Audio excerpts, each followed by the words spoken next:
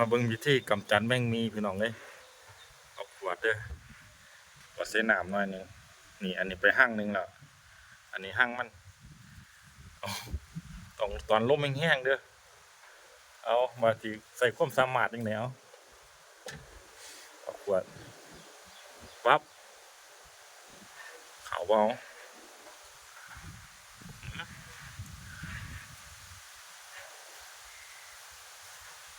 เออโอ้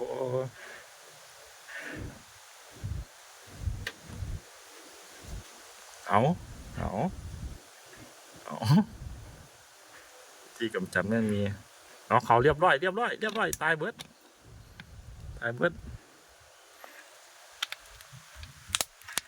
นี่จือบ่มึงน่ะสันเรียบร้อยจ้าเรียบร้อยว่ามึงจือบ่เนี่ย